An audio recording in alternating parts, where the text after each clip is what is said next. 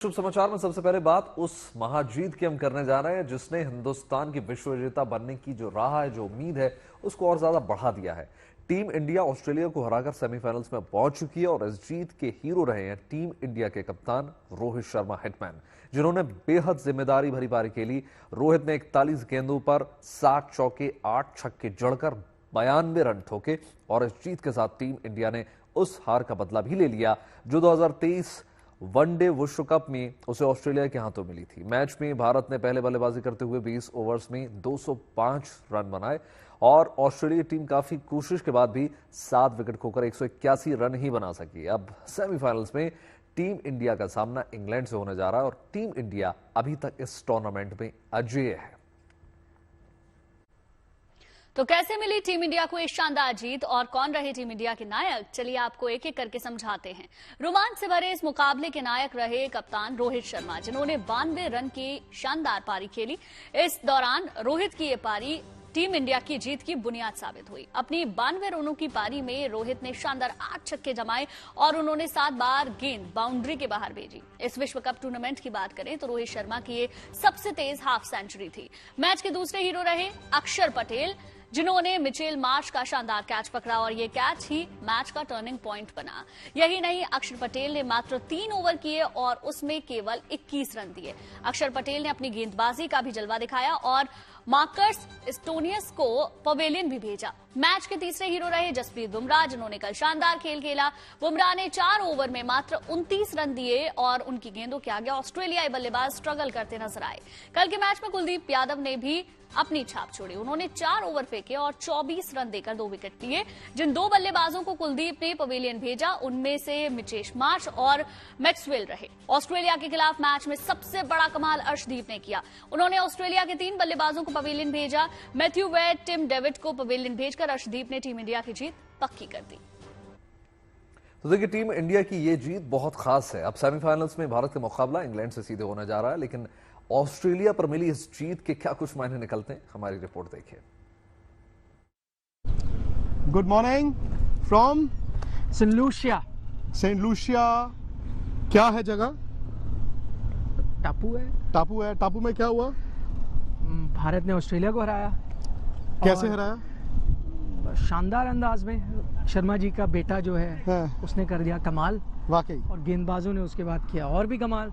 और ऑस्ट्रेलिया जो हमेशा इंडिया को परेशान करती है उसको कर दिया। हालांकि आप लोग इंतजार कर रहे होंगे कि मैच खत्म हो और बांग्लादेश अफगानिस्तान का पता चले, बट हकीकत यह है कि इंडिया की टीम ना सिर्फ सेमीफाइनल में पहुंची है बल्कि बड़े जोरदार तरीके से पहुंची है। 2 ही टीमें जो अनबीटन है, एक साउथ अफ्रीका है, एक इंडिया है। पर लेकिन मजे की बात यह है, और ये कभी कभी क्या होता है ना कि आप खिलाड़ियों को तो मैदान पर देखते हैं, खुद से पूछते हैं। मुझे याद है 1.5 साल पहले जब इंडिया और इंग्लैंड का ही सेमीफाइनल था ऑस्ट्रेलिया में, जब वर्ल्ड T20 चल रहा था, हमें लगा ओहो इंग्लैंड के साथ मैच पड़ गया।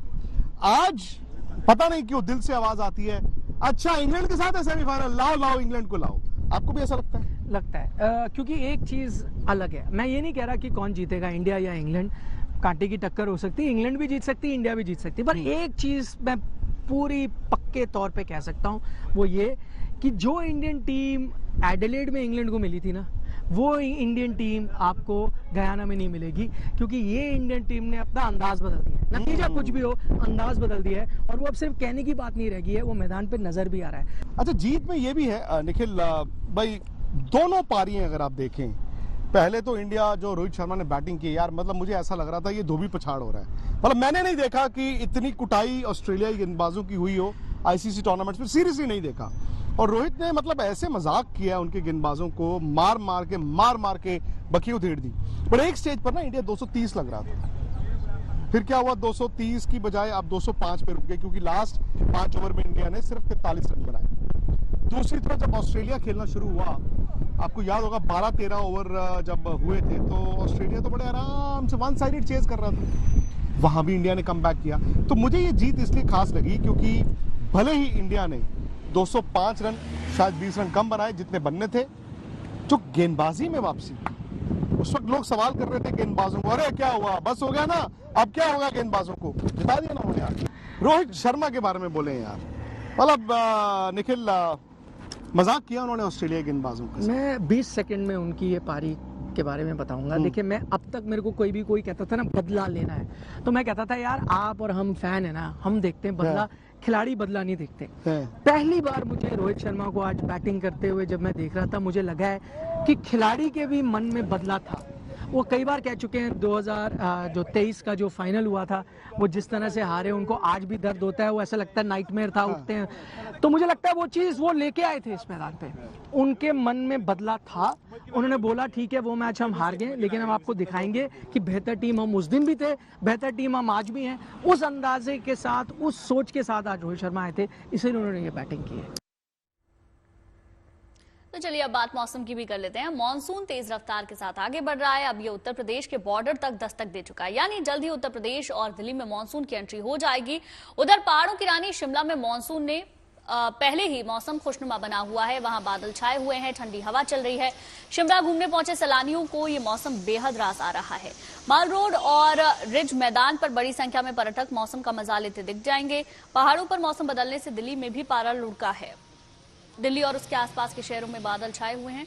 तपती गर्मी से लोगों को राहत मिले, लंबे वक्त बाद लोग खुलकर अपने घरों से बाहर निकल पा रहे हैं। बताया गया कि दिल्ली में इस पूरे हफ्ते इसी तरह मौसम खुशनुमा बना है, जबकि 27 जून यानी कि गुरुवार को मानसून दिल्ली में दाखिल हो जाएगा।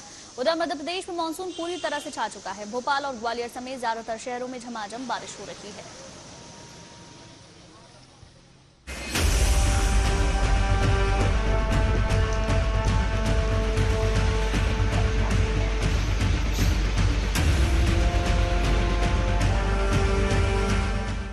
दिल्ली हो या गुरुग्राम, नोएडा हो या देहरादून, प्री मानसून के फुहारों ने मौसम को सुहाना कर दिया है। खासकर दिल्ली एनसीआर के कुछ शहरों में बीते 3 दिनों से आसमान में बादलों ने डेरा डाल रखा है और हवा भी ठंडी ठंडी चल रही है। मौसम विभाग ने अपने अनुमान में बताया है कि आज से लेकर 29 जून तक दिल्ली में गरज चमक के साथ बारिश के आसार हैं, जिससे लोगों को चिलचिलाती गर्मी से राहत मिलती दिख रही है। गुरुग्राम हो या अलीगढ़, अंबाला हो या ग्वालियर, दिल्ली और आसपास के इलाके में बारिश की बूंदें राहत लेकर आई हैं।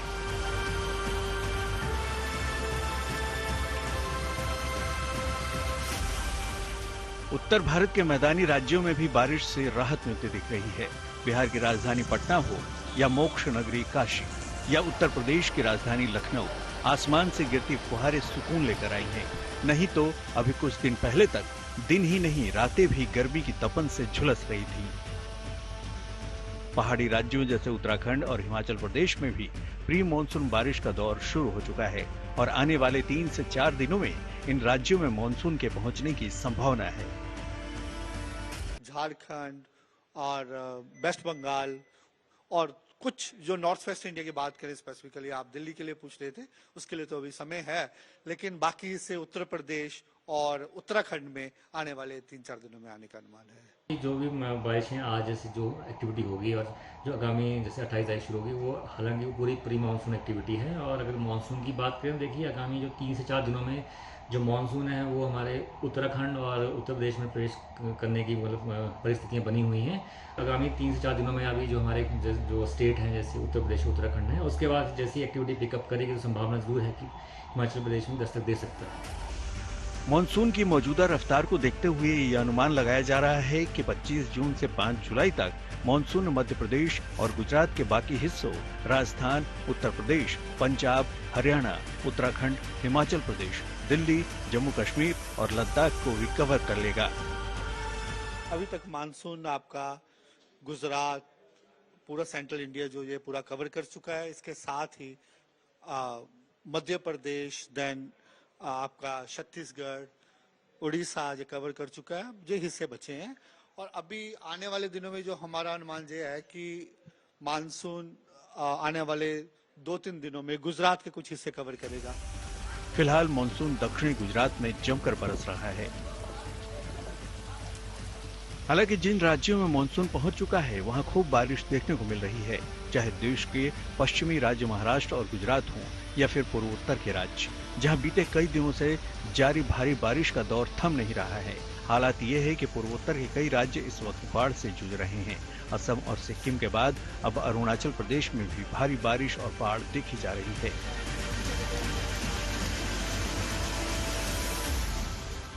दिल्ली से अनमोल पाली, गुरुग्राम से नीरज वशिष्ठ और लखनऊ से सत्यम मिश्रा के साथ bureau report, good news today.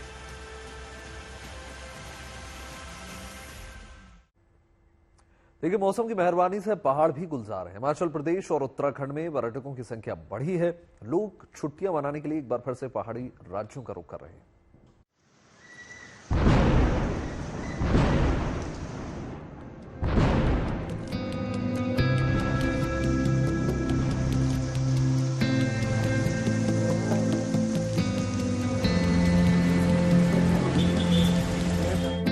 भीषण गर्मी के बीच पहाड़ों पर हुई बारिश की सौगात ने मौसम का मिजाज ही बदल दिया है।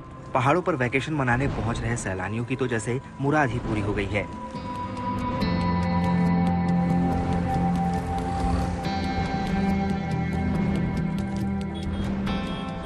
कई राज्यों में समर वैकेशन चल रहा है। ऐसे में परिवार के साथ लोग शिमला पहुंच रहे हैं, जिससे शिमला में अच्छी खासी संख्या में पर्यटक मौजूद हैं और वो शिमला में इस ताजा मौसम को लेकर बेहद खुश दिखाई पड़ रहे हैं।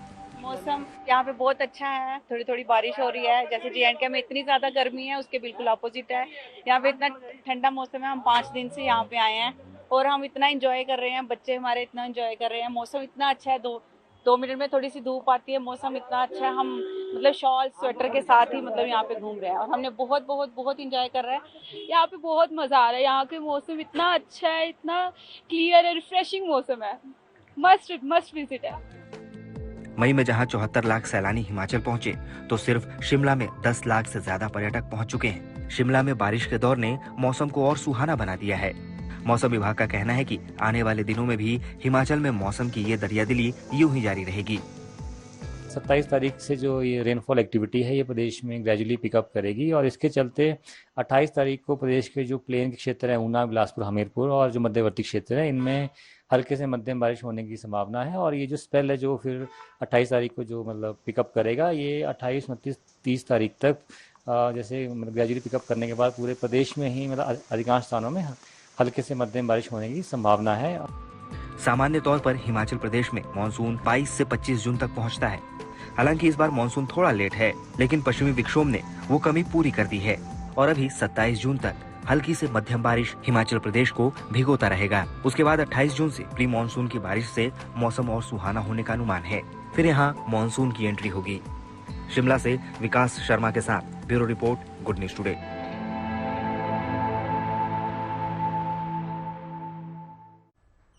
खबर महाराष्ट्र के बुल्ढाना से, जहां खुदाई के दौरान एक प्राचीन मूर्ति मिली। बताया गया कि ये मूर्ति भगवान विष्णु और लक्ष्मी की है। पुरातत्व विभाग के कर्मचारियों को एक प्राचीन धरोहर की खुदाई के दौरान ये मूर्ति मिली। मूर्ति में भगवान विष्णु के साथ शेषनाग भी हैं। मूर्ति के मिलते ही इसे देखने के लिए लोगों की भीड़ वहां जुट गई। दूर दूर से लोग इस प्राचीन मूर्ति को देखने के लिए वहां पहुंच रहे हैं। फिलहाल पुरातत्व विभाग ने बारिश से बचाने के लिए मूर्ति को ढककर सुरक्षित रख लिया। बाद में इसे आगे की जांच के लिए भिजवाया जाएगा, ताकि यह पता चल सके कि मूर्ति कितनी पुरानी है।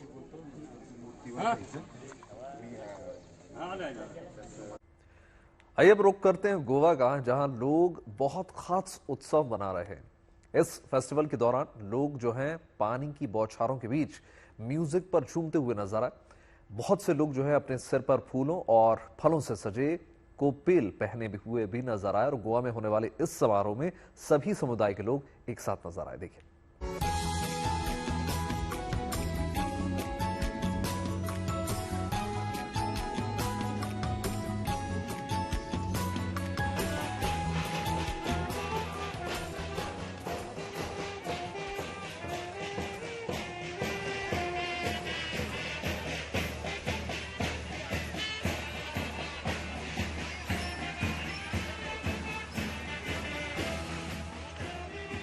देखिए, मशहूर कारोबारी मुकेश अंबानी की पत्नी नीता अंबानी काशी में पहुंची, जहां उनका अंदाज बिल्कुल जुदा नजर आया। सबसे पहले उन्होंने बाबा विश्वनाथ के दर्शन पूजन किए और बाबा के चरणों में बेटे की शादी का कार्ड भी उन्होंने अर्पित कर दिया। उसके बाद बाबा का आशीर्वाद लेकर वो काशी की गलियों में स्वादिष्ट व्यंजनों का लुत्फ उठाते हुए नजर आई और काशी की मशहूर चाट भंडार भी वो वहां पर जाकर पहुंची, जहां पर उन्हें तोहफा भी दिया गया। शाम के वक्त नीता अंबानी दशाश्वमेध घाट भी पहुंची और गंगा आरती में शामिल हुई। इन सब के बीच नीता अंबानी वाराणसी के बाजारों में खरीदारों के लिए भी पहुंची। खरीदारी उन्होंने की और वहां पर नीता अंबानी के साथ फोटो खिंचवाते हुए भी लोग नजर आए।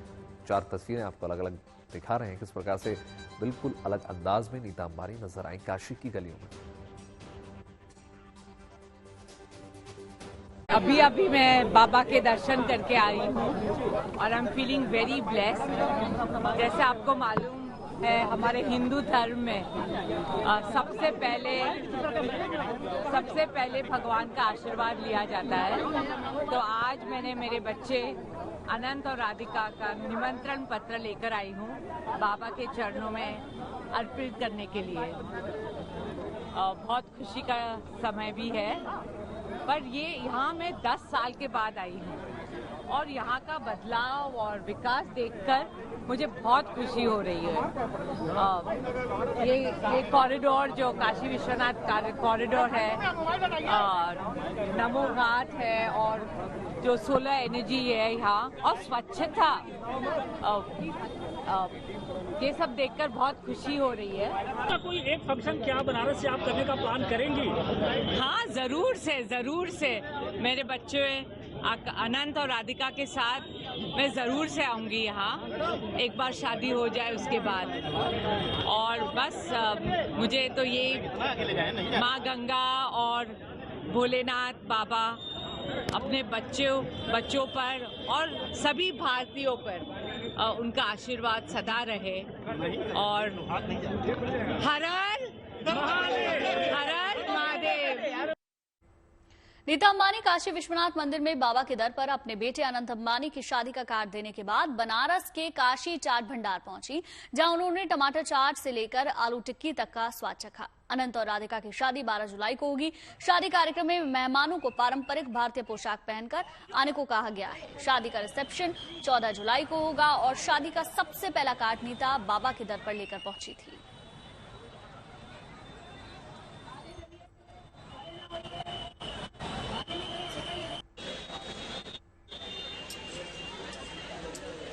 देखिए, नीता अंबानी काशी नगरी पहुंची तो वहां उन्हें देखने के लिए लोगों की भीड़ उमड़ पड़ी। वहां मौजूद लोगों ने उनके साथ सेल्फी ली तो किसी ने उनकी तस्वीरें कैमरे में कैद की।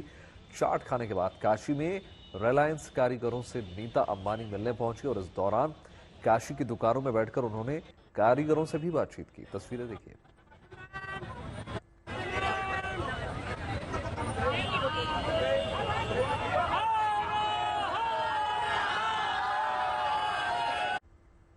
एक दिन पहले संसद सत्र की शुरुआत हुई। पहले दिन कई नए सांसदों को शपथ दिलाई गई और आज भी बाकी बचे सांसदों को शपथ दिलाई जाएगी। संसद में शपथ ग्रहण के दौरान सांसदों के अलग अलग अंदाज दिखे। अहम बांसुरी स्वराजः यह लोकसभाया सदस्यत्वेन निर्वाचितः ईश्वरस्य नाम्ना शपे यद अहम विधिना स्थापितं भारतस्य संविधानं प्रति सत्यां श्रद्धां निष्ठां च धारयिष्ये। अहम भारतस्य प्रभुताम् अखंडतां च अक्षुण्ण रक्षिष्यामि तथा यत् पदं ग्रहीतुम् अहम् उद्यतः अस्मि तस्य कर्तव्यानि श्रद्धापूर्वकं निर्वहिष्यामि। मैं शांभवी, जो लोकसभा की सदस्य निर्वाचित हुई हूँ, ईश्वर की शपथ लेती हूँ कि मैं विधि द्वारा स्थापित भारत के संविधान के प्रति सच्ची श्रद्धा और निष्ठा रखूंगी। मैं भारत की प्रभुता और अखंडता अक्षुण्ण रखूंगी तथा जिस पद को मैं ग्रहण करने वाली हूं उसके कर्तव्यों का श्रद्धापूर्वक निर्वहन करूंगी। मैं कंगना रनौत, जो लोकसभा की सदस्य निर्वाचित हुई हूं, ईश्वर की शपथ लेती हूं कि विधि द्वारा स्थापित भारत के संविधान के प्रति सच्ची श्रद्धा और निष्ठा रखूंगी। मैं भारत की प्रभुता और अखंडता क्षुण्ण रखूंगी तथा जिस पद को मैं ग्रहण करने वाली हूं उसके कर्तव्यों का श्रद्धापूर्वक निर्वहन करूंगी। देखिए, अमरनाथ यात्रा की तैयारियां जोरों से चल रही हैं क्योंकि अब से सिर्फ 3 दिन बाद यानी 29 जून से यात्रा की शुरुआत हो जाएगी। जम्मू में यात्रियों के लिए कैंप लगा दिए गए हैं। लंगर पार्टियां कश्मीर की तरफ से रवाना हो चुकी हैं। सुरक्षा के चाक चौबंद इंतजाम है। देखिए।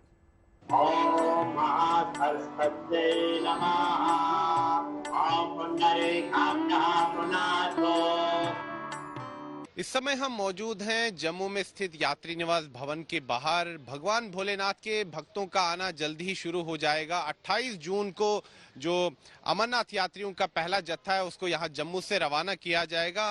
हमारे साथ यहाँ पर कुछ स्टूडेंट वॉलंटियर्स जुड़ चुके हैं जो कि यहाँ पर आए हैं और इनका कहना है कि ये अपनी सेवाएं देंगे भोले बाबा के भक्तों के लिए। हम इनसे बातचीत करते हैं। जी आप बताइए, आपका नाम? मानसी शर्मा। मानसी जी, आप कहाँ के रहने वाले?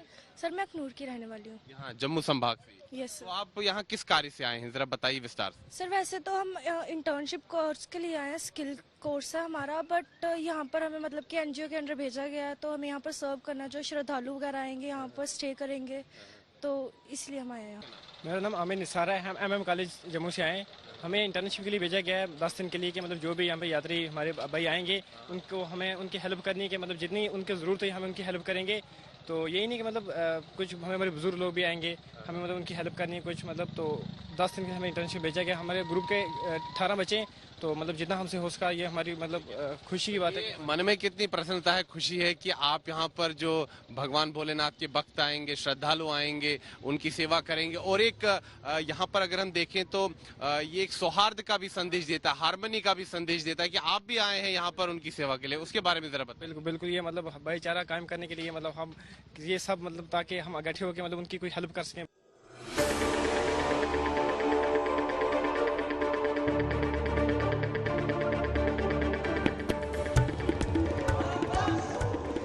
इस समय हम मौजूद हैं जम्मू में स्थित यात्री निवास के बाहर और यहाँ पर जो लंगर समितियां हैं देश भर से उनका आना शुरू हो चुका है, क्योंकि श्रद्धालु जो देश भर से आते हैं, कई स्वयंसेवी संस्थाएं जो है, मंदिर समितियां हैं, उनके लिए लंगर की व्यवस्था करती हैं। तो यहाँ पर कानपुर से एक टीम आई है जिन्होंने यहाँ पर लंगर की व्यवस्था करनी है और यहाँ पर ये अपनी पूरी टीम के साथ पहुंच चुके हैं। और देखिए किस प्रकार से श्रद्धालुओं का स्वागत कर रहे हैं। बम बम भोले का जय घोष हो रहा है, हर हर महादेव का जय घोष हो रहा है।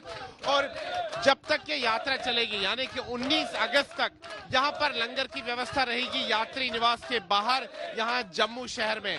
तो इसी प्रकार की जो लंगर समितियां हैं वो अलग अलग क्षेत्रों में लंगर की व्यवस्था रखेंगी। जम्मू श्रीनगर राष्ट्रीय राजमार्ग पर, पहलगाम में, बालटल में। तो ये वर्षों से हम ये देख रहे हैं कि जो देश भर से जो लंगर समितियां हैं, मंदिर समितियां हैं, वो आती हैं और लंगर की व्यवस्था रखती है श्रद्धालुओं के लिए। और यहाँ पर जोश जो है देखते ही बनता है। यहाँ पर उत्साह देखिए इन लंगर समिति के सदस्यों में। बम बम भोले का जय घोष कर रहे हैं, हर हर महादेव का जय घोष कर रहे हैं। बराबर 52 दिन तक, जब तक ये यात्रा चलेगी तब तक यहाँ पर लंगर की व्यवस्था जो है रहेगी मंदिर समितियों द्वारा, लंगर समितियों द्वारा, जो कि देश भर से यहाँ पहुंच रही है।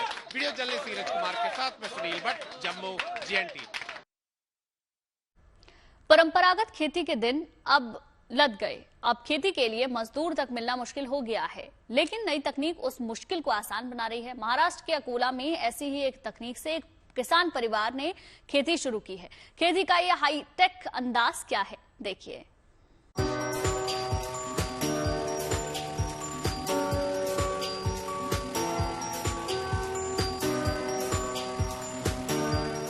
बिना ड्राइवर के ही खेत में ट्रैक्टर दौड़ा चला जा रहा है।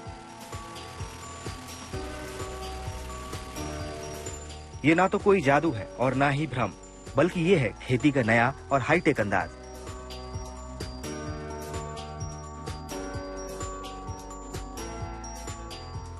ये तस्वीरें महाराष्ट्र के अकोला की हैं, जहां नई तकनीक के जरिए बुआई की जा रही है। राजू वरोकर परिवार ने जीपीएस कनेक्टर सॉफ्टवेयर का इस्तेमाल करते हुए बिना ड्राइवर के ट्रैक्टर से अपने खेत में सोयाबीन की बुआई की। German GPS auto pilot swing system से महाराष्ट्र में पहली बार खेती किए जाने का दावा किया जा रहा है। इस तकनीक में रियल टाइम किनेमेटिक्स यानी आरटी के उपकरण लगाया गया है। इस डिवाइस को खेत में एक तरफ रखना होता है और उसे जीपीएस कनेक्टर के जरिए ट्रैक्टर से जोड़ा जाता है। सिस्टम जीपीएस पे ऑपरेट होती है, इसको आरटीके बोला जाता है। ये सैटेलाइट जो है कोऑर्डिनेट्स, अपने कोऑर्डिनेट भेजता है अपने ट्रैक्टर को, और ट्रैक्टर यही कोऑर्डिनेट्स एक्सेप्ट करके उसी कोऑर्डिनेट्स को फॉलो करता है। इसके लिए अपने खेत को एक बार बाउंड्री लेनी पड़ती है। बाउंड्री लेने के बाद जब भी आपका ट्रैक्टर बाउंड्री के नज़दीक जाता है तो आपको स्क्रीन के ऊपर दिखता है कि 10 मीटर या 5 मीटर आपका ट्रैक्टर जो है बाउंड्री के नज़दीक पहुंच चुका है। अभी आपको जो है उसको मैनुअल मोड में लेना है और जैसे ही अपन उसको ऑटो मोड में डालते हैं तो सभी जो कोऑर्डिनेट्स एक जीपीएस दूसरे जीपीएस को भेजता है, उसी के भरोसे सब कुछ काम होता है। जर्मनी में बने इस डिवाइस के लिए किसानों को 4.5 से 5 लाख रुपए तक खर्च करने पड़ते हैं। ये तकनीक खेती के लिए मजदूरों की कमी की समस्या को दूर करने के लिए भी कारगर साबित हो रही है। अकोला से धनंजय साबले के साथ bureau report, good news today. देखिए, इस साल गर्मी की भीषण तपिश लोगों ने महसूस की। इसके बाद लोगों को पेड़ पौधे लगाने की खूब ख्याल भी आ रहा है। लेकिन आईटी इंडस्ट्री से ताल्लुक रखने वाले एक इंजीनियर ने पिछले साल ही दुनिया की आबादी के बराबर पौधे लगाने का संकल्प ले लिया था। पूरा मामला जानने के लिए ये रिपोर्ट देखिए।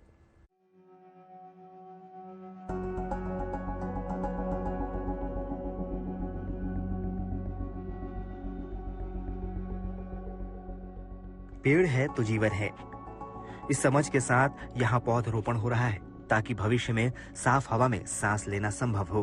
इस साल की भीषण गर्मी ने एक बड़ी चेतावनी दी है कि अगर पर्यावरण के साथ खिलवाड़ होता रहा तो आने वाले समय में 50 डिग्री ही नहीं बल्कि उससे भी ज्यादा तपिश का सामना करना पड़ सकता है।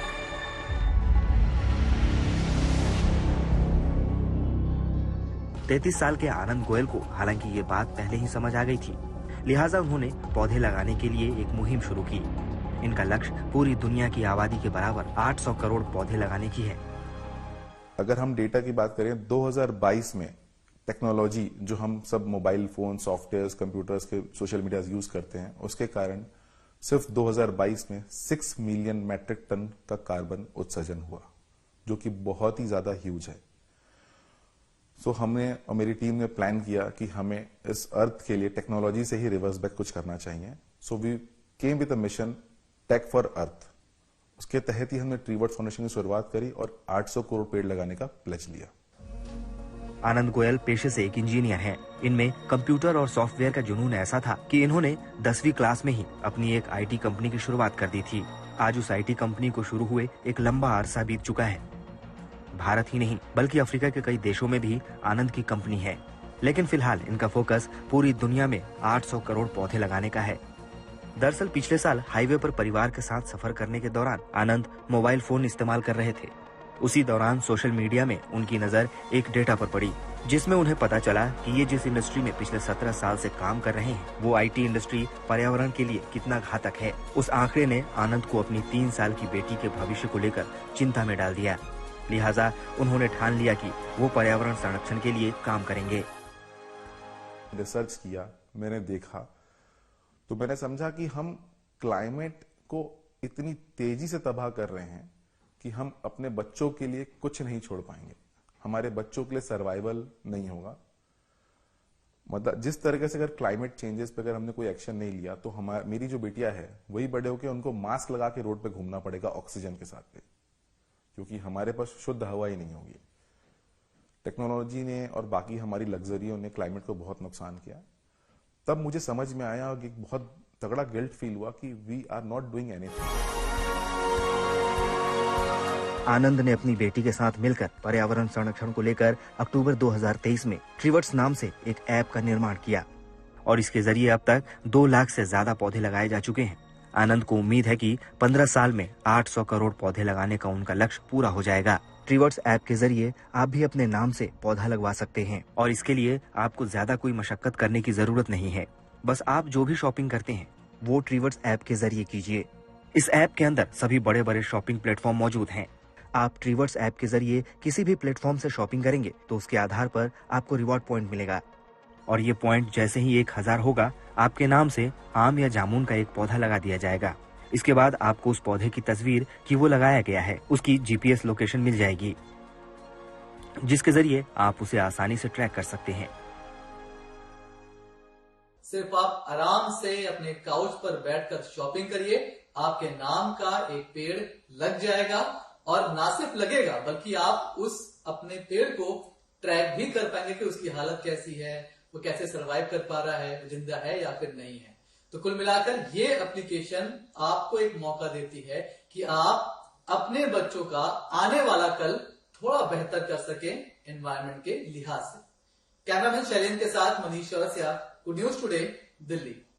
सिंध नदी के किनारे सिंधु दर्शन महोत्सव का शुभारंभ किया गया और इस महोत्सव के जरिए लेह लद्दाख की संस्कृति और परंपरा से दुनिया को परिचित कराने के साथ साथ संजोने के लक्ष्य को लेकर इस आयोजन की शुरुआत की गई और सोमवार को शुरू हुए इस सिंधु दर्शन यात्रा महोत्सव में देशभक्ति के रंग भी देखने को मिले।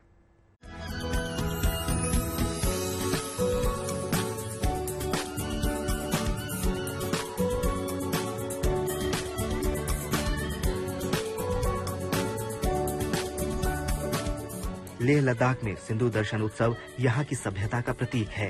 1996 से इस उत्सव का शुभारंभ भी इसी मकसद से किया गया था ताकि यहाँ के पर्यावरण के साथ संस्कृति और परंपरा को संयोजा जा सके। सिंधु दर्शन महोत्सव की शुरुआत भी सिंधु नदी की पूजा से हुई। उसके बाद यहाँ की फिजाओं में देशभक्ति के अनोखे रंग देखने को मिले।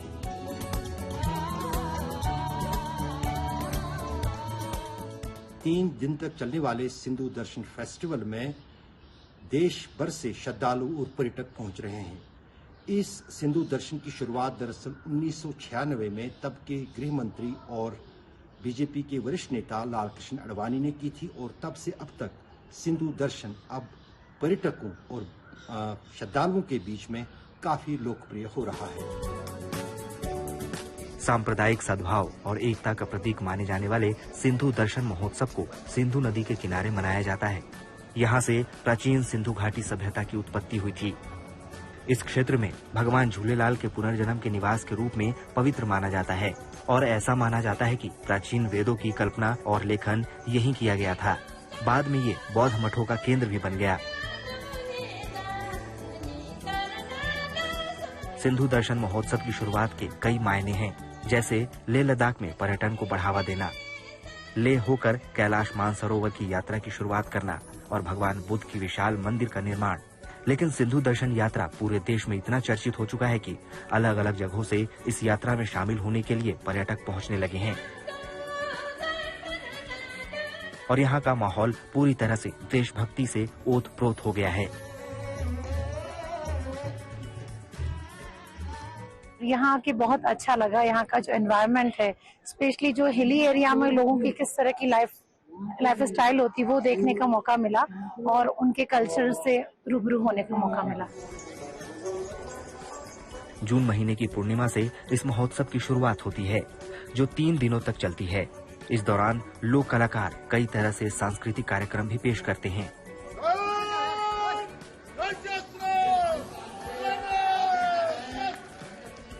तिरंगे की छाव में ये उत्सव अलग तरह की पहचान के लिए भी जाना जाता है। श्रीनगर से अर्शवानी और लेह से बलवंत सिंह के साथ bureau report, good news today.